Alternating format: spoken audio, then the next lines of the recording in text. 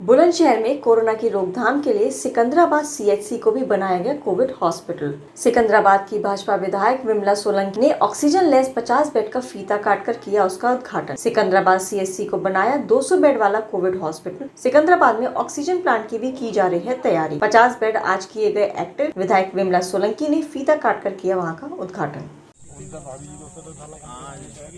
गरीब लोगों को तो मिलेगा, वो तो सही बात है।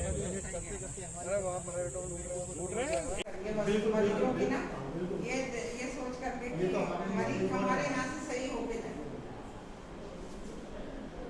अच्छा इनका